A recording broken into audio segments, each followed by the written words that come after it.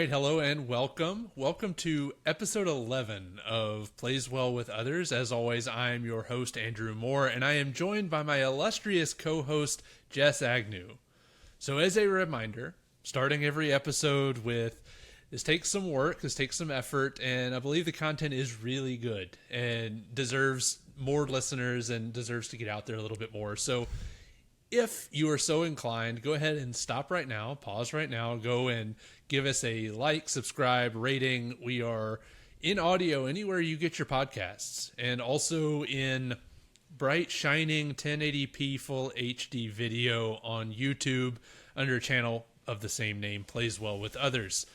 I will drop those links down in the show notes because that's a thing that real podcasters do. I'm going to start putting some things in the show notes. So, now that we've gotten that out of the way, one piece of administrative work.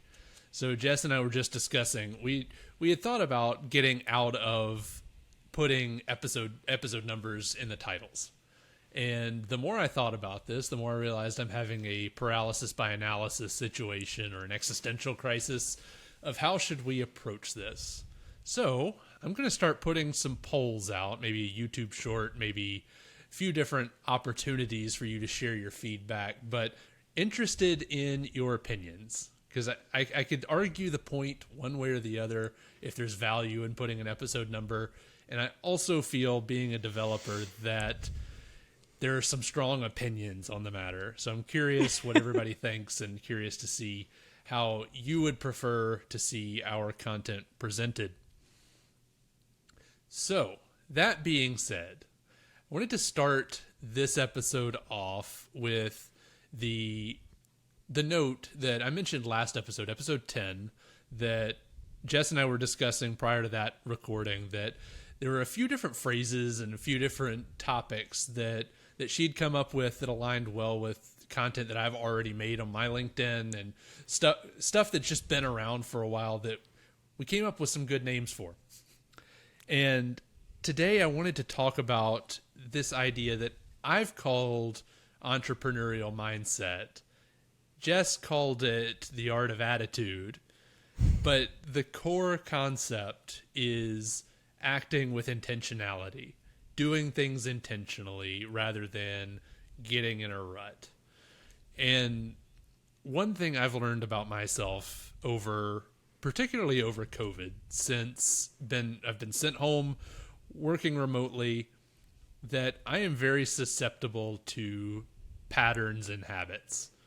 So as my work day and work life progressed from get up, get ready, get in the car, drive to the office, meet people, talk to people, go to lunch, come home, it went from that to wake up, coffee, walk upstairs, meeting, lunch, maybe, meeting, and then downstairs, dinner, bed.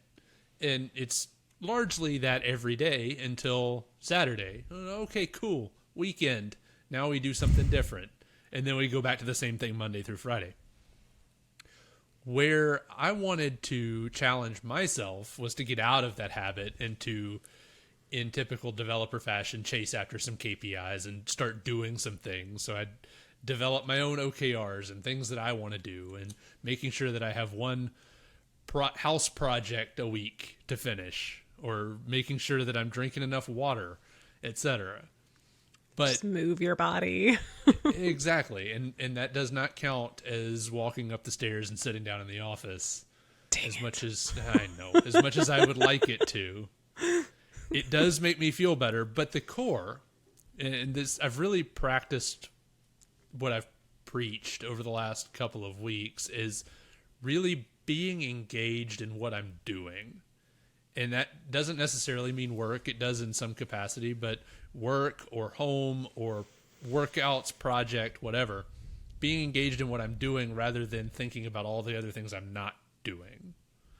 And that's led to better results in my work because I'm able to sit down and focus really solid for 3 or 4 hours, get some real important stuff done, say that maybe these meetings that are on my calendar aren't the most important way to use my time today, and really coming in, keeping that entrepreneurial mindset of what results do I want to get today and how do I get them? And if it takes me an hour and a half to finish my day or finish the goal of the day, then great. That gives me time to do some other things that I actually enjoy doing, like doing more architecture work or some more technology work, more so than the administrative work of the day.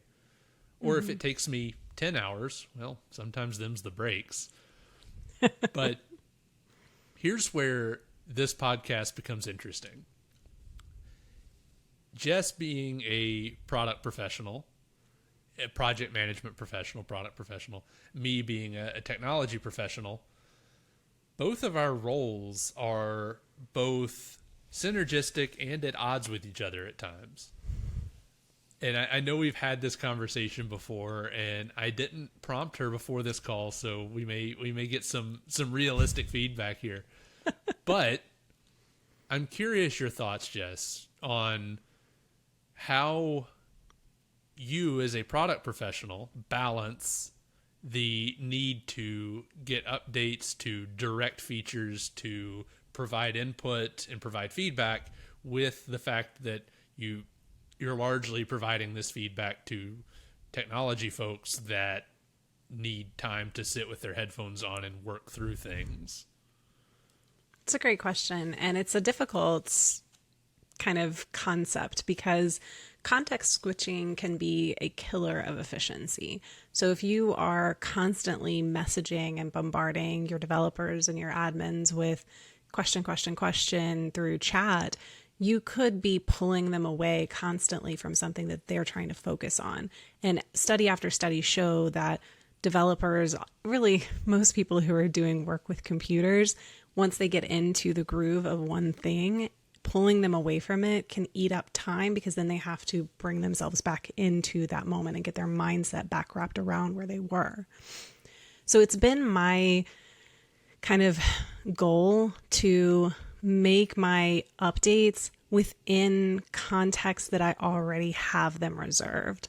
So I'll put reminders on my calendar. Anytime I have a question, I'll add them to a list, an ongoing list that I have for our daily stand-up maybe, so that when we're in our daily stand-up, I can run through, oh, hey, so-and-so, I had this question for you and I had this question for you. That may work for some teams, that may not work for other teams because you may have larger groups and stand-up needs to be a little bit more focused to move faster. For us, we're, a smaller group right now, so that's fine. But other scenarios might just be you have, a time of day where you're allowing yourself to contact them and then you're leaving them alone the rest of the time. Or you send it to them in a way that they can answer it asynchronously and they know they don't need to respond right away. So, hey, if I text you a message, I'm going to put urgent if I need you. Or, hey, I'm only going to send you emails when it's urgent. Or I'm only going to send you Teams messages or, chat messages of whatever chat provider you use when it's an urgent item. And I'm going to email you a question and you don't have to answer it right away. So I think having communicated with them and have a standard of how you do those things with your team is a really good idea. But the idea really is to preserve people's focus time so that they can be effective. So my hope here is to address how this, call it flow state, is impacted at each level of employment, whether you're an individual contributor or say a team lead or a manager or you're a VP CXO, because there's interesting symptoms for every tier. And I'll start out at the individual contributor level because I want to make sure we get tactical and practical, which is a phrase that's stuck in my head since one of us accidentally said it. I like rhymes. But to get tactical and practical, I'll share a story as an individual contributor. When I was still a developer, software engineer, hands on keyboard, we were still in the office because this was a long time ago. Pre-COVID, yeah. Yes, this was a very long time ago. And so we were still in the office, and we had a coffee shop down the street from the office. And every once in a while, developers would, almost as if a hive mind, look around and say, "We're going to get coffee now, right?" So there was a particular drink that I ordered that had multiple shots of espresso and lots of sugar and lots of caffeine. And so we did this at it was maybe 9:30 in the morning. And I came back, I put my headphones on, and I think I was listening to Slipknot at the time because my heart's pounding out of my chest from caffeine intake. That works. It was great. But the next thing I know, I looked up and it was maybe 5:30. There's nobody left in the office. I had committed like nobody's business. I had a ton of commits out there. Pull request open and hit a stopping point, and I realized that I had worked pretty much straight for 7 hours. Right through lunch, didn't even notice. Dang. Like I just blacked out, got tunnel vision, wrote a bunch of code. Turns out the code needed some work, but it was an interesting observation. I had some conversations with my fellow developers, like, really, guys, nobody thought to ask me if I wanted to go to lunch. I mean, that seems rude, but I digress. The thought process was that I obviously reached flow state, and that if you're not familiar with that phrase, it's this idea of a mental state that you get into when you're able to fully focus and fully devote your efforts and your time to a task. And it's almost like everything falls away. You have this clarity of task, clarity of purpose that allows you to be really effective. And over the years, whether it be Jess or other project managers, product people, I've had this give and take of trying to figure out ways to protect my developers' flow time. Yeah. And I've seen weird ways. Like no meeting Fridays and I'm not saying that's ineffective. I'm no, just saying it's not. there was a point where we had up on the projectors in the office, we had flow state or flow time, and thou shalt not book a meeting or have a conversation with anybody in that development area between the hours of like 9 and 4, which they should put like signs on the door that says like, do not feed the developers, do not startle the developers with loud noises, just to warn them away. They had those. So they had doors on either side of the dev area that they had signs on the outside. Between the hours of 9 and 4, you go around. Because no flash photography, it can startle them. It's like we were like a zoo. But it was an approach. But the thing that I think is dangerous about that approach is that it prevents your developers from fully engaging in the problem, fully engaging with the people that are wrapped around the problem. Because there's a balance. Right. Well, how many business people do you know? And I'm going to use the term business people as, non-developer. How many stakeholders on a project do you know that are going to really want to be engaged in solving a problem between 8 and 9 and 4 and 5? Not many, actually. Exactly. So there's the one-off occasional, but it's not most of them.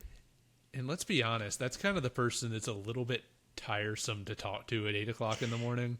It's the one that'll make you reevaluate all your life choices. Absolutely. Right. Because we love been them. At their desk. They've been at their desk since 06:30, and they're already on their second pot of coffee, and you're just now hitting flat-potted. You're hitting flat-footed at 8 o'clock. We're not sure they're human. It's a whole thing. Exactly. It's a whole deal. It's a whole thing.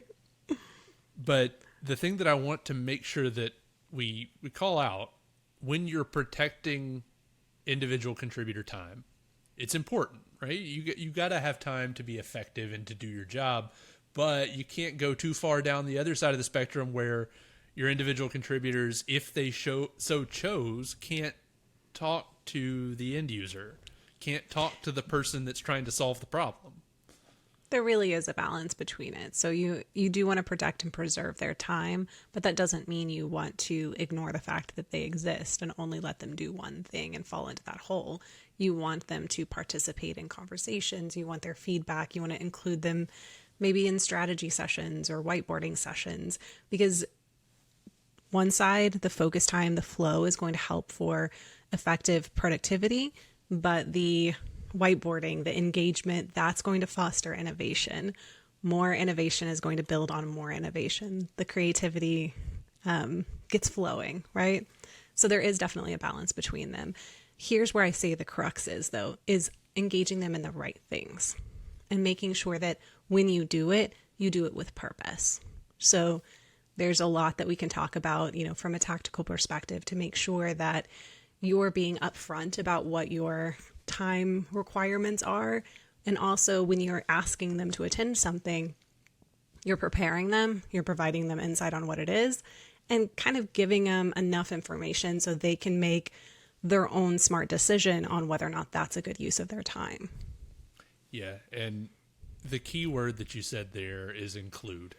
So we always go back to DEI, or diversity, equity, and inclusion. But inclusion, again, doesn't stop at the hiring process. DEI doesn't stop at the hiring point where, Absolutely. Okay, I've hired you, I no longer have any responsibilities. It's important that we are intentional, and I'm speaking to the people leaders now. It's important that you are intentional about how you engage and include your team. Everybody has to feel included, and they have to be included in ways that are meaningful. If they're sitting on calls a lot and you see them, looking off on the other screen, then maybe that's not the best way for them to be included. But also from an individual contributor standpoint, so I'm talking to you now, it's important that you are honest with yourself about how your time is best used. So there's a meme out there that describes this process of growing up or progressing in the corporate world, where it's like, I've spent all my time wanting to be included in these meetings so that I can have a seat at the table and I can be important. And then at some point you get to that and you're included in the meetings and you really wish you hadn't been, like, because then it just becomes meeting. Yeah. So there's a balance to strike. But you don't want to give up your seat at the table either. So right. It's hard. And so that's why I'm addressing both people leaders and individual contributors, because at the end of the day, it's a problem we have to collaborate on. Like if any of my direct reports come to me and they're like, I don't think I need to go to this meeting. Do I need to? Usually I say, if you have to ask, you probably don't need to. Like, if you don't know what your purpose there is, then there's probably no need for you to be there. On occasion, I will say, you know what? You've not met these people before. It's probably valuable that you build a relationship and you get some FaceTime with them just because of how we work. Or I may say, you know what? You may not need to provide input. You're welcome to provide input, but maybe just come listen in just so you can kind of hear firsthand, what is it we're trying to do? What are we trying to solve? But in general, it's a give and take. So in typical Jess versus Andrew fashion, I did actually have some different thoughts on the art of attitude and what that might look like when you're kind of engaging in a conversation about this. And we as humans don't often think about the fact that we are, creatures who have instincts and who have natural proclivities based on our biology to do certain things or to behave in certain manners. And those things you can clearly see come out to play in a corporate environment. And some of that is just this banding together that humans do, this pack bonding that humans do with the people they know, they trust, they have in their group, and the outsider mentality. Humans are very prone to have very consistent schedules. Andrew was talking about that before. Things that they do by rote because that's how they've always done them. And getting outside of those can be difficult. So when you think about this kind of concept of thinking through your behaviors and being intentional, you also can sometimes look at them in terms of, how am I acting in a maybe instinctive way rather than in a intentional way. And I do think that's an interesting kind of thread to pull at, because as humans, we're going to pack bond our people, right? So you might see a stakeholder come in the room and they're furious and they're yelling at your team. They're mad. And how you engage with that can set the tone for every future conversation. So if you're looking at them going, well, you're, ridiculous. Your expectations were wrong. You did you are attacking me, I hate this. And you can meet them with that same energy, or you can understand that they're coming to the table with an emotion, and that's a good thing. Now, the idea is not that that particular emotion is the right one, but generally anger equals passion, or at least engagement. And if you can redirect that energy into a more positive way, then you can actually move forward in a much more meaningful manner going forward. So again, natural instinct is to protect your team, protect your group. But what if instead you said, tell me what's going on. Explain to me what happened. Explain to me your perspective. And you hear them out. You understand their perspective. You're positioning yourself on the side of this other person. And you're basically pulling them into your pack. Now you're a pack together. Okay, we're solving a problem as a group rather than us fighting against each other. We're acknowledging that we're actually one team. We have one thing that we need to solve, and we're going to move together as a group. Speaking with kindness and empathy. That's not to say you capitulate. You be clear, but you don't have to be inconsiderate. Don't be accusatory. You don't have to jump down somebody's throat just because they're jumping down your throat. But that doesn't mean that you shouldn't be honest, and you shouldn't, stand up for the team that's not in the room, basically. So if your group's not there, that doesn't mean that you just roll over and let the stakeholders say whatever they want. You bring the voice to the table that's not in the room, and you say, well, this is their perspective. This is their side of the story.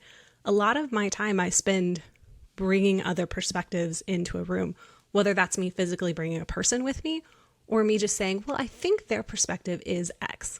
And even if that's a hostile perspective, I still bring it to the table because it's better for us to accept that other people have, brains and abilities and foresight, and it maybe is different than what yours is, but that doesn't mean that it's not there or valid. There is a lot there, and I made a few notes, and this is almost definitely a part 2 TBD episode, but you brought up two things that I wanted to address. One, so you talked about this idea of my gut reaction or my guttural reaction versus my higher order of higher level reaction. Of thinking. Yes. Right? So I'm actually reading the book Thinking Fast and Slow right now, which is about this thing precisely. But okay. So you may recognize the feeling, because I know I've had it. Somebody will say something, and it's I will admit it's usually when I'm watching like mainstream news networks. Someone will say something, and it's something to the effect of XYZ is bad. And depending on my already formed opinions, my first reaction will be, yeah, or no, I hate that. That's terrible. And as I've gotten better at recognizing the thinking fast and thinking slow aspects of my brain, I've recognized the shift. So it's, okay, there's my gut reaction, and that's useful in a lot of cases. That's Absolutely. the thing. That's the we lizard have that brain for a reason. Yeah. Right. That's the lizard brain that keeps you from getting shanked in the back at the gas station. When we were hunters, we needed that impulse reaction. That's what allowed us to survive. But, is it the right reaction in every scenario? And the answer is definitely no. No. But it is important to understand, because I don't need to engage my higher order brain for every single thing in my life. So when we take it to a corporate world, a lot of us will go in and not recognize that thinking fast, that lizard brain, and we'll go straight to, that's my reaction. And that's where you get into the situation that escalates, because I'm mad.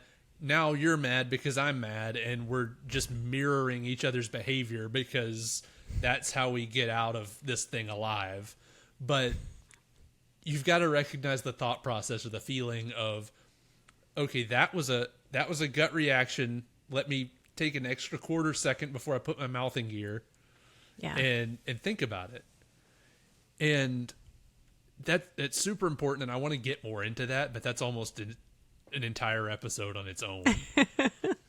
But as you talked about being a voice of reason, or you said bringing bringing the voice of the people that aren't here. So bringing them to the table, even though they're not physically present.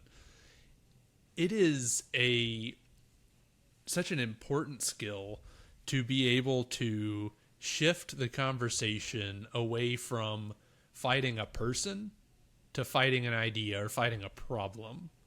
Yeah. And what I find a lot, and I feel this maybe viscerally just because I've been the problem. I've been the developer in the room that isn't getting the thing done fast enough or has the bad news. It's like, I'm sorry, I can't fix this problem the way you want it to be fixed right now. But as a leader, or, you know, whether you have the title people leader or not, or if you're just a emotionally intelligent person and you're trying to drive the conversation or lead the conversation, shifting that conversation away from developer bad, me good to, all right, look, we're both on the same team here. Friendly fire. We both work for the same company. We're doing the same thing. We're trying to get to the same outcome. I need to redirect that to, here's our shared problem. And because we're coming up on end of time, I want to circle that back around to say, look, we have problems. We have goals that we want to accomplish. And there are intricacies to how we approach those. We have to protect our time. We have to protect our team's time. But we also have to realize that they're people and they need to be included, and they need to be included intentionally. And at the end of the day, in including wider breadths of people, different types of people, different personalities, with that comes conflict. And in order to engage with the problem, there's a significant amount of coaching and conversations that have to go into this to say, I know that you are fundamentally different from this other person. I am an engineer over here and I have a business person over here, and they both have strains and pressures, but I need everybody to understand we're fighting the problem, which is the enemy, not each other. And there's a balance of being direct versus not being inconsiderate with someone. So those two things are sometimes used, like somebody will be like, well, I'm just honest, or I'm just a very direct person. But what they mean is that they're rude. And what they mean is that they have no social grace. And I have no patience for it.